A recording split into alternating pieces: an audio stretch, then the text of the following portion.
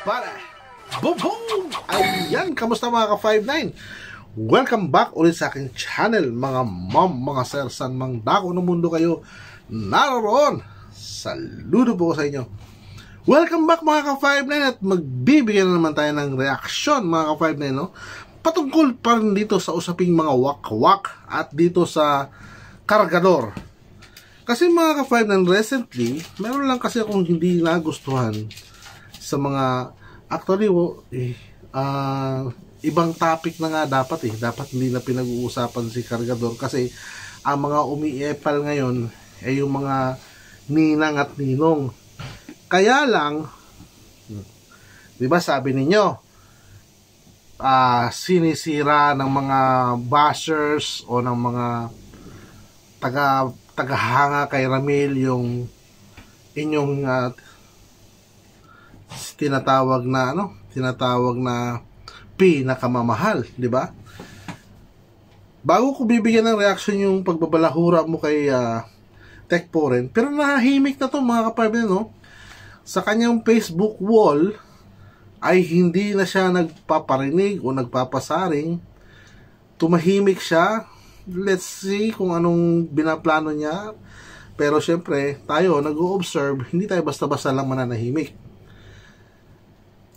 Ayon sa kanyang post, minsan, mayroong itong Lordevel Ditalo na nag-comment. Ang sabi ay, "Salamat po, Ninong, sa walang sawang pagtatanggol." Ngayon, kung bubuksan mo yung account na ito, mga ka-59, dito sa nag-comment na to,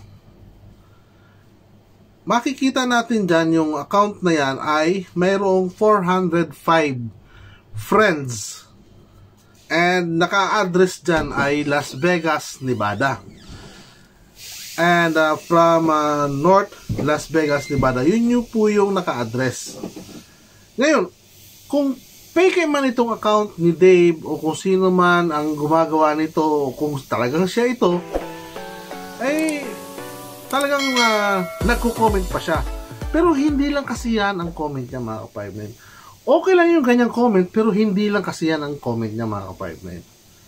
Meron pa siyang comment dito na nagsasabi o sinasabi niya na dito sa vlog ni sa vlog ni BPN, and hitsura pa lang adik na bato pamor. Kung ikaw ito, batang kargador, ang lakas naman ng loob mong magsalita ng ganito, yan ba ang pagpapalaki sa'yo ng mga ninong mo? Yan ba, ganyan ka ba nila pinapalaki dyan? Ng mga kasama mo ngayon? Maging bastos? Sorry to say, mga ka-59, bastos. Bastos para kayong ninong mo na taga-US. O baka naman ikaw ito, ninong na taga-US, ginagamit mo lang yung pangalan ni Biel. Ayaw niyong masira ang pangalan ni Biel. Ayaw niyong masira ang pangalan ng batang kargador na pinakamamahal ninyo. Pero nagko-comment kayo ng ganito. Sino ba ang babalikan nito, di ba? Yung pinakamamahal ninyo. Meron pa isang comment dito na hindi ko talaga nagustuhan. Sinasabi niya rito na nakakapagtaka. Bakit tahimik na sila pero mga vloggers sige pa din. Binabayaran pala. Ang pagtahimik nila,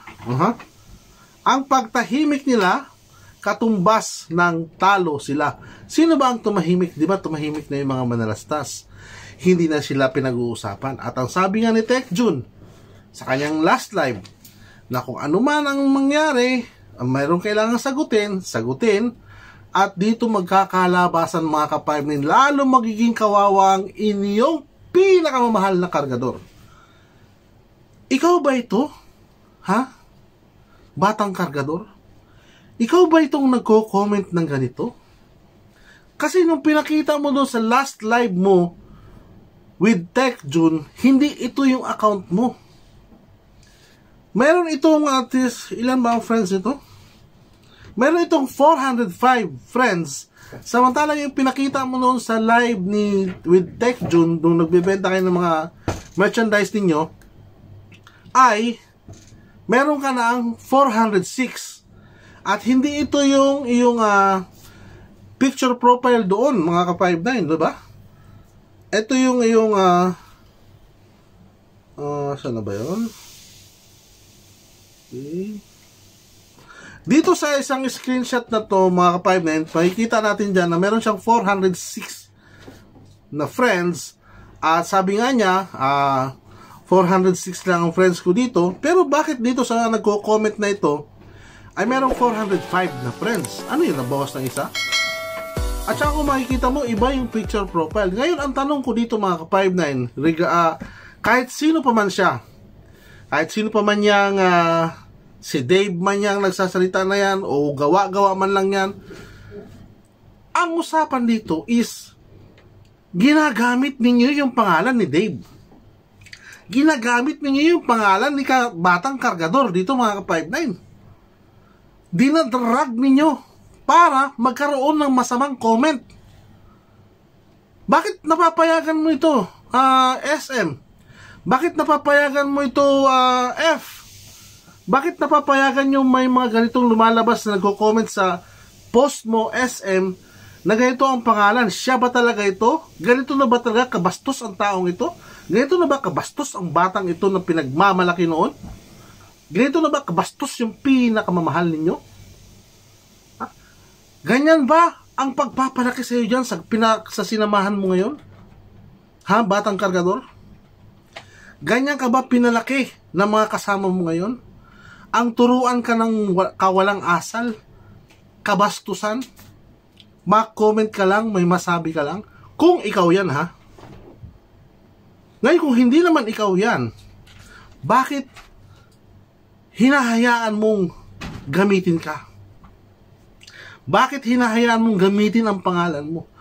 At doon sa mga nagsasabing pinapahamak si Batang Kargador, bakit hinahayaan ninyo yung ganyang peking account? At mayroon pang isang peking account, mga ka-59, ha? Mayroon pa isang peking account na nagko-comment doon sa live ni Ma'am si Marie.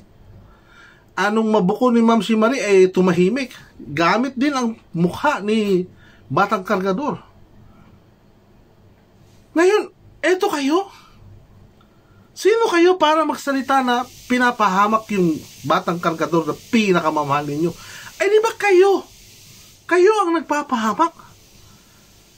Nagpapakita siya sa kayo sa social media at nababasa, lalo lamang yung magagalit yung mga galit na sa kanya. Lalo lamang may inis yung mga inis na sa kanya. Pinuprovok niyo pa lalo yung mga taong galit na sa kanya. Yung mga taong naiinis sa kanya, pinuprovok niyo pa lalo. Ganyan ba ang pagmamahal na sinasabi ninyo? Ganyan ba ang pagmamahal na sinasabi ninyo kaya niyong ibigay dyan sa batang pinakamamahal ninyo? Ang turuan ng kabastusan, kawalang asal, walang modo.